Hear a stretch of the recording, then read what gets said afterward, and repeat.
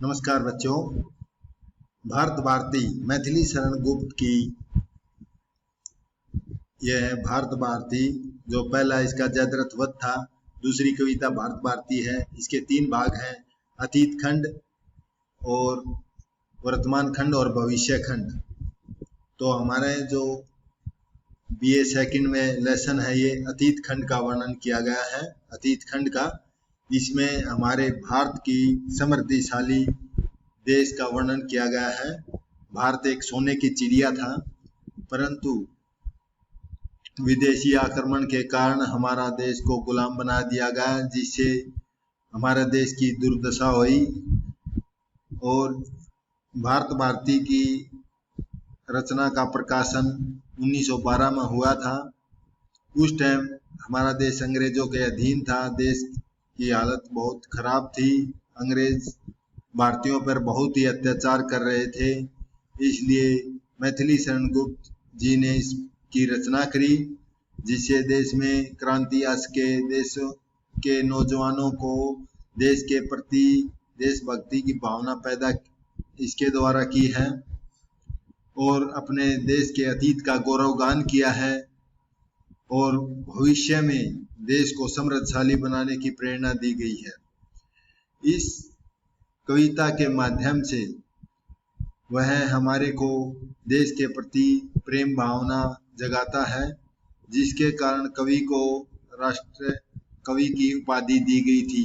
महात्मा गांधी ने भारत भारती कविता पढ़ने के बाद मैथिली शरण गुप्त को राष्ट्रीय कवि कहा गया था। ठीक है।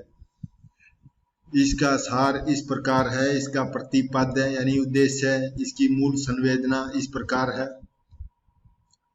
इस काव्य रचना के 3 खंड हैं, पहला अतीत खंड, वर्तमान खंड और भविष्य खंड। यहाँ भारत भारती के अतीत खंड का संकलन है। जो हमारा वर्णन किया है वह अतीत खंड है। इसमें कवि ने मंगलाचरण में सरस्वती माता की वंदना करते हुए प्रभु से उसे उत्तम भावों की अभिव्यक्ति करने में समर्थ बनाने की प्रार्थना कर रहे हैं। यानी हमारे अंदर सरस्वती माता से इस प्रकार प्रार्थना कर रहे हैं कि हमारे अंदर अच्छे भावों की अभिव्यक्त हो, यानी अच्छे भावों का जन्म हो। कवि अपनी लेखनी को करुणाजनक कहानी लिखने हेतु तैयार करने के लिए संबोधित करना है। यानी कि मनुष्य को भावात्मक रूप से यह लेखनी लिखने के लिए कह रहा है, जो इतनी सक्षम और प्रभावशाली हो कि जनता के हृदय में सोए हुए पुरुषार्थ यानी देशभक्ति की भावना और कर्तव्य भाव को पुनः जागृत कर सके।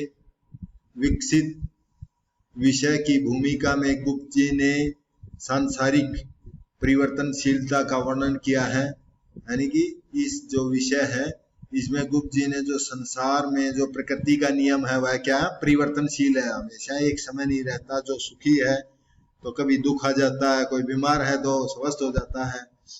कहा है कि समय परिवर्तनशील है, समय हमेशा एक सा नहीं रहता।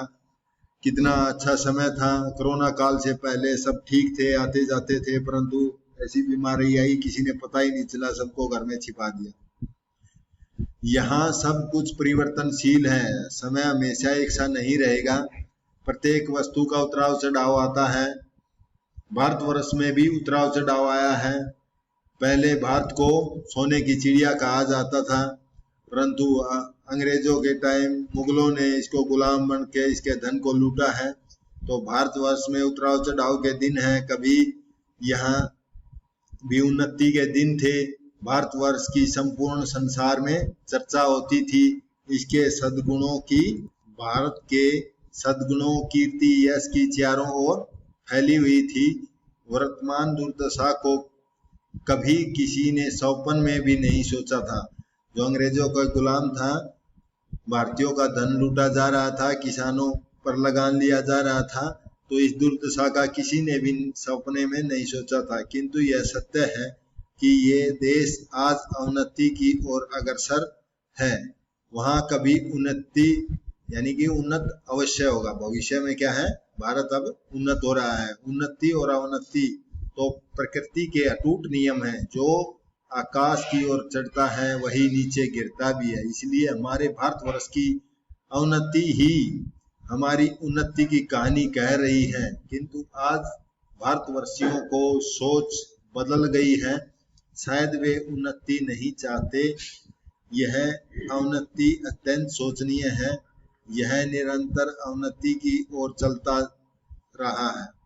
प्रकृति का यह नियम है कि उद्यान में, बाग में पत्तों के गिरने के उपरांत ही नए पत्ते लहराते हैं। यानी कि जो पुराने पीले पत्ते होकर गिर जाते हैं तो नए पत्ते आते हैं, उसी प्रकार बूढ़े गुजर जाते हैं तो नए जवान आते हैं, नई पीढ़ी आती है। किंतु भारतवर्ष रूपी उद्यान की यह दुर्दशा को देखकर कवि बहुत ही चिंतित होता है।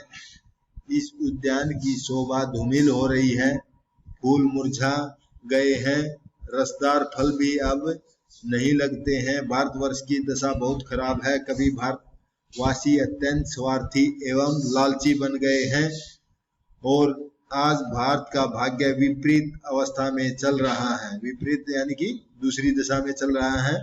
इसलिए कवि इस विषय पर लिखने का विचार कर रहा है। सभी जन एक साथ मिलकर इस अवस्था पर विचार करें। यह उन्होंने देशभक्ति की भावना जगाने के लिए की थी। इस जो भारत भारती का लिखना शुरू किया तो कवि ने इस प्रकार शुरू किया था। हम अब अतीत खंड का पद्यांशों का सारांश करेंगे, उनकी व्याख्या करेंगे। प्रस्तुत पंक्तियां हमारी आधुनिक हिंदी कविता में संकलित भारत भारती से ली गई है। इसके रचयिता मैथिली शरण गुप्त हैं। इस प्रसंग में कवि कहता है कि संसार का सिरमौर रहे भारतवर्ष, यानी भारतवर्ष क्या है, संसार में सबसे शक्तिशाली रहा है निरंतर, परंतु अब अंग्रेजों के टाइम निरंतर पतन की ओर अग्रसर होती दशा पर गहरा अफसोस व्यक्त किया है। और अतीत खंड में भारत की समृद्धशाली का वर्णन किया है। यहाँ इसकी व्याख्या इस प्रकार है। मानस भवन में आर्यजन जिसकी उतारे आरती, भगवान भारतवर्ष में गूंजे हमारी भारती। तो यहाँ भगवान से प्रार्थना कर रहा है। मानस भवन क्या होता है?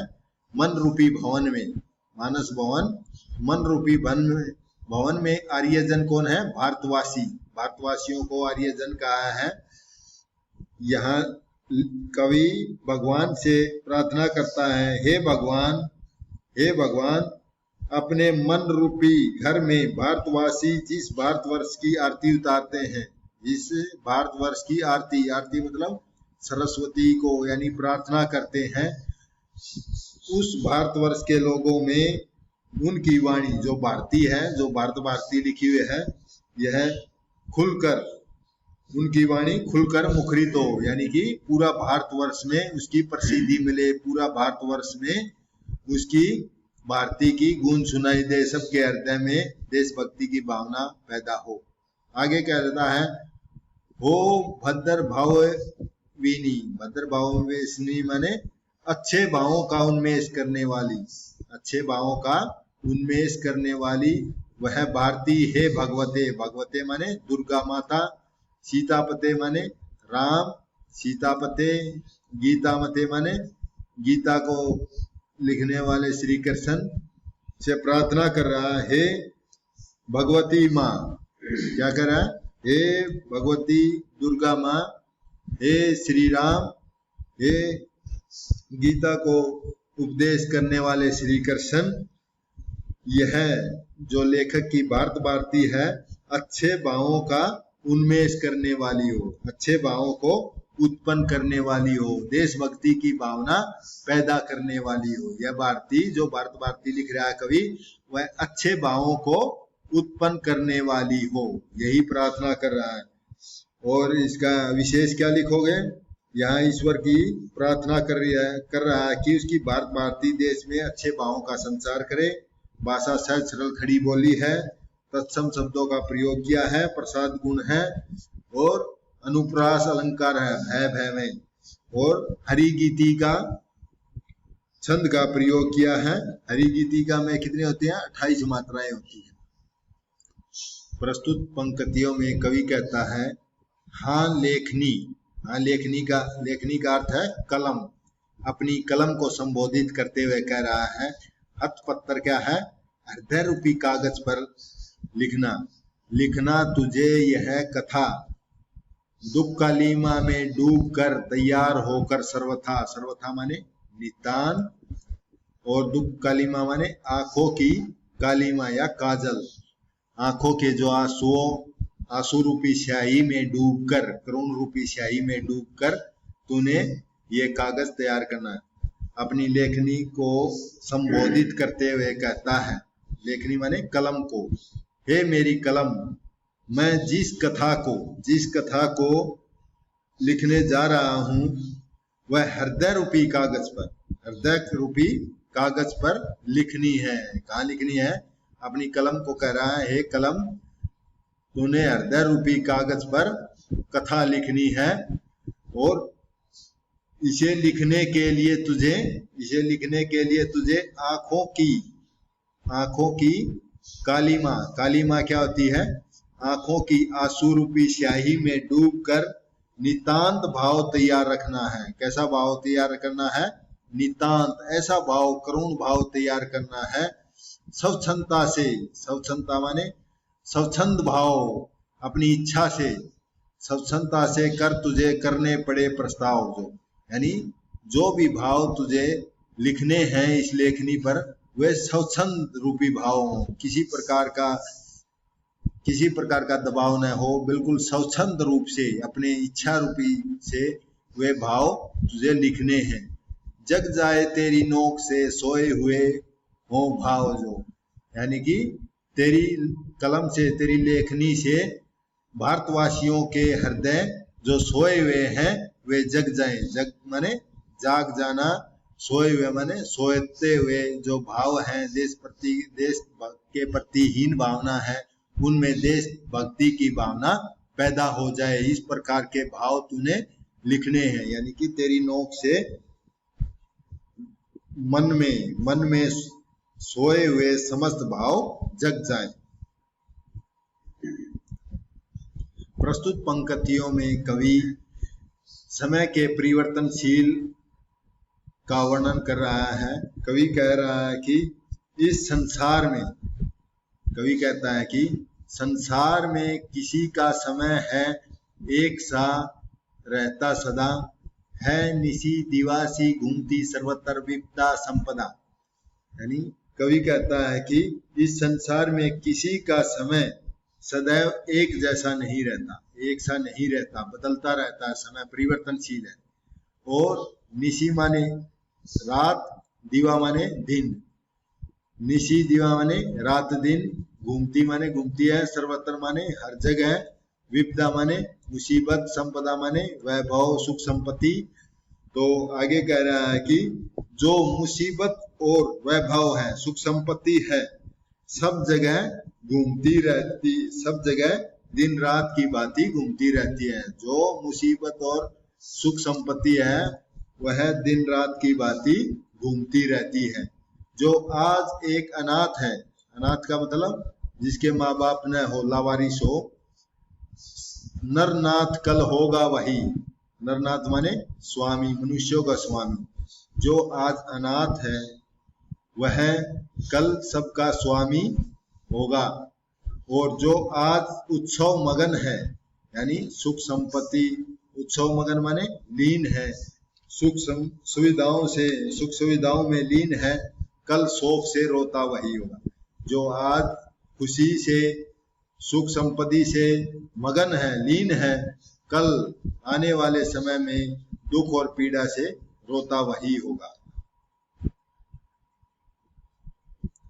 इसका विशेष यही होगा कि समय परिवर्तनशील है, वह कभी भी एक जैसा नहीं रहता। भाषा सहज सरल खड़ी बोली है और तत्सम तद्भव शब्दों का प्रयोग किया है, और अनुप्रास अलंकार है, और उपमा अलंकार है। दिवासी में उपमा अलंकार है, और हरिगीतिका का छंद का प्रयोग किया गया है, वर्णात्मक शैली है। आशा करता हूं आपको समझ में आया होगा। धन्यवाद।